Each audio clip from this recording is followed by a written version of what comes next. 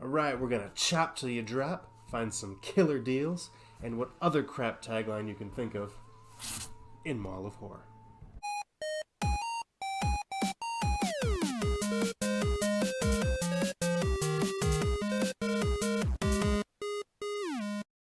Now, the last Halloween game I talked about was Betrayal at House on the Hill, where one of you tried to betray and slaughter the rest of your friends.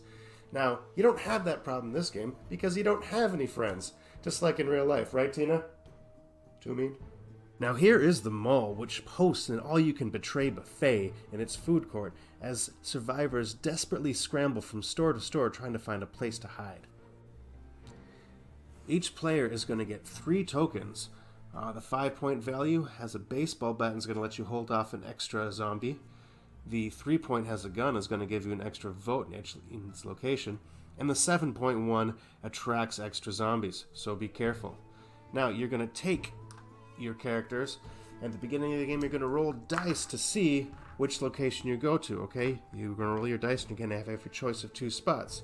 I can go to the 2 or the 6. Bam, roll again. Now, if you ever get into a spot where you can't fit anymore, as denoted by these safety pins here, then instead of being able to go there, you have to go into the parking lot, which is very dangerous, no place to hide, and any zombies who appear there are gonna eat. Now, being stuck in the parking lot isn't all bad, because that's the only place you can get the all-powerful equipment cards. Those cards are gonna give you weapons to kill zombies, let you hide from zombies, allow you to build barricades, and a whole lot more. After the items are distributed, dice are then rolled to see where the zombies attack. Now, this roll will remain hidden except to the security chief. Now, this guy also gets to take an extra peek and see just where they're going. And that's another thing you gotta think about when you're voting in your placement, because whoever gets this sweet badge, it's not only Chief of Security that gets to look at cameras, but it's also the first player token. Now it's time to scramble from store to store, as every player must make a move. You're going to use your dial here to select a number of where you want to move one of your characters to, alright? Once everyone selects, you're going to flip it over and in turn order make your moves. Now, as you're making your moves, everyone must move 1. And again, if you make a move to a location, say a couple people move to 5, if that area is full, you get bounced back down into the parking lot again. The dice are then revealed, and zombies are added to the board according to those die rolls. The dice can be the biggest betrayer of all, because just when you thought it was going to be safe to hide in the bathroom, you rolled 3 ones, and now you've got a horde of zombies coming to get you. And Steve, who said he had a chainsaw to take some out, really just had a hide card. And now you have to sacrifice yourself to the eternal hunger of the undead. And that's just tragic.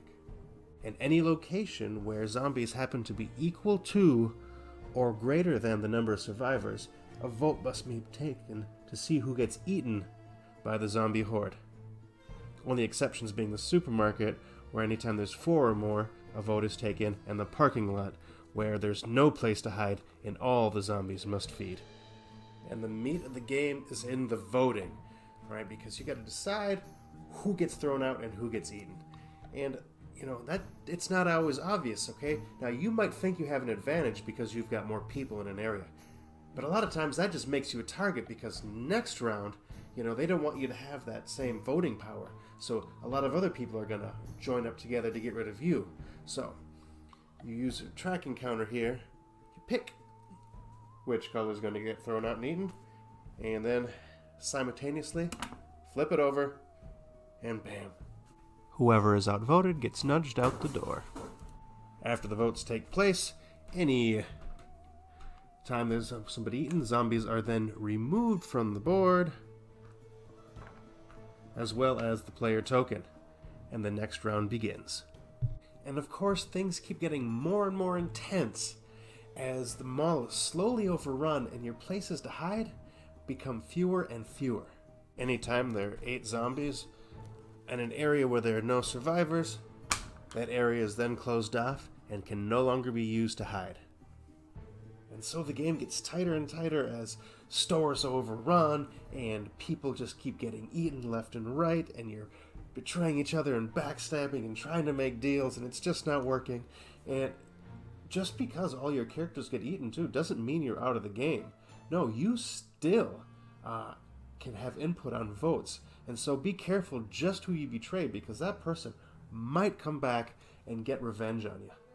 Once there are 4 or fewer characters left, or all characters happen to be in the same area, the game is then over at the end of that round. You're either going to add up the points of the remaining survivors, and whoever has the most is going to win the game. So apparently there's a military helicopter that comes and picks up the remaining survivors. And yes, this game, again, I've said it before, is just tense. Right? I love it, the feel of it. It just feels so punishing. And that's just what's so great about it. And the artwork as well just adds to that. I mean, the aesthetic of the game, when you look at the production, it just helps you feel like you're really there. Everything's covered in blood splatters and bloody fingerprints. It's just dirty and gritty. It all just feels so grim. Yeah, the game isn't perfect. I mean, some people are not going to like the fact that the dice screw with what would otherwise be just a pure negotiation game. Other things haven't aged well, like the homies and the rednecks look a little stereotypical, and the fact that too many screaming women in one area is going to attract more zombies, that doesn't age particularly well. Plus, there's the fact that the equipment cards don't say what they do, and the rulebook is a monster in itself to get through. And despite all those problems, though, it's still one of my absolute favorite games to play around Halloween. The runtime of about 45 minutes to an hour. It's long enough to get invested in it, but not too long, so the fact that Steve has stabbed you in the back for the 5th time tonight isn't going to ruin the evening for you. You're still going to have a lot of fun, and you're still going to enjoy it.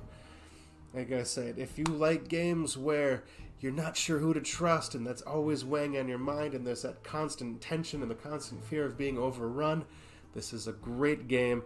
I highly recommend it if you can find it. There's also, of course, City of Horror, but I feel that adds just too much to the game, where this is just a more simplified, streamlined version of it. City of Horror is going to have some other things, and I don't know. Personally, I prefer this one.